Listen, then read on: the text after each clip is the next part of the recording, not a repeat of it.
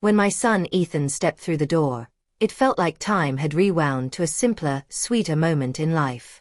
He had just returned from his second year at college, all grown up, taller than his father now, with a fresh energy about him.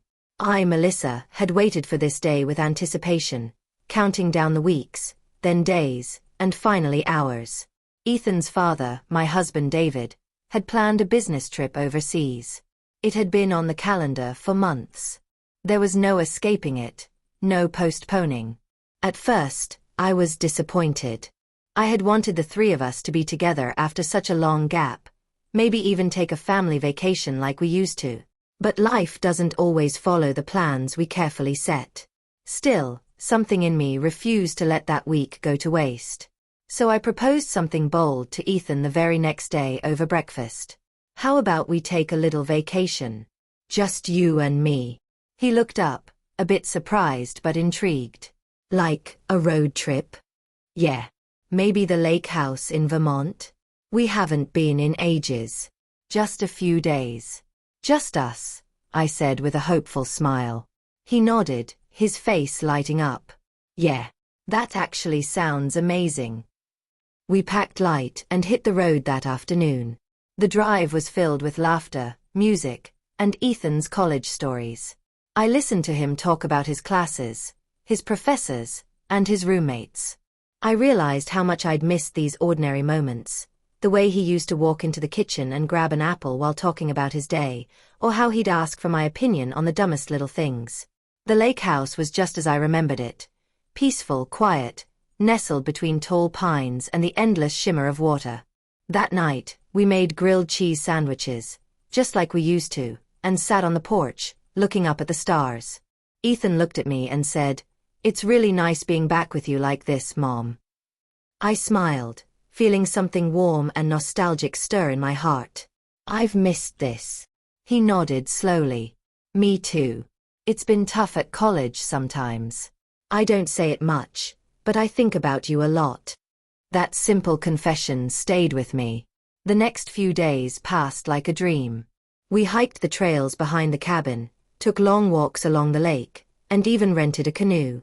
There was a comfort in being with Ethan that I hadn't felt in years. It wasn't just mother and son anymore. It was two adults reconnecting, learning each other all over again.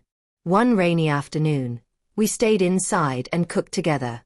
Ethan had learned a few recipes at college and insisted on making his famous chicken Alfredo. As I watched him move around the kitchen, confidently seasoning the chicken and stirring the sauce, I saw glimpses of David in him. His calm focus, his hands.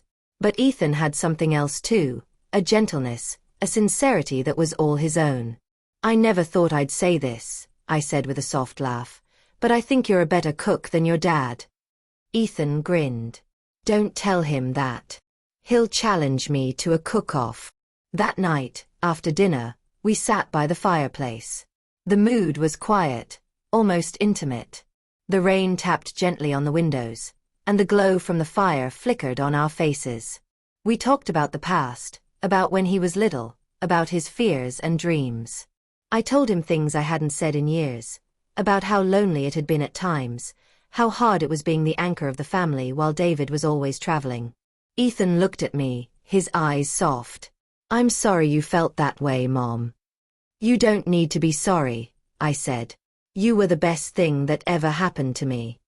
For a moment, silence hung between us, not uncomfortable, but heavy with emotion. "I wish we could do this more often," he said finally. "Me too." The final morning of our trip, we sat on the dock as the sun rose, turning the lake gold. Ethan placed his hand gently on mine. It was such a simple gesture, but it meant everything to me. It was his way of saying he understood, that he valued our bond as deeply as I did. On the way home, we didn't talk much. It was a quiet, reflective drive. When we got back to the city, David was still away. Ethan went upstairs to unpack, and I lingered in the kitchen, staring out the window. That trip had changed something in me. I realized how much I had allowed life to become routine, predictable, and quiet. But spending that time with Ethan reminded me of who I was beneath the layers of motherhood, marriage, and responsibility. Over dinner that evening, Ethan said, "We should do this again next summer." I smiled, nodding. Absolutely. That night, I lay in bed thinking about everything, about how easy it is to let time slip away, about how our relationships can transform when we take the time to nurture them. When David returned a few days later, I told him about the trip. He smiled politely, a bit distant, maybe even slightly guilty for not being there. But I didn't blame him. I knew our paths had slowly diverged over the years. The love was still there, but different now. That trip with Ethan reminded me that some bonds never fade, no matter how much time passes, they just evolve. And in that evolution, I found something precious. The rediscovery of a connection I thought might be lost to time. Ethan and I now make it a tradition. Every year, just the two of us, a week away. No distractions. Just conversations, campfires, walks, and a reaffirmation of the bond that started the day I held him in my arms. I will always cherish that first trip. Not because it was fancy or exciting, but because it brought me back to life in a way I didn't know I needed.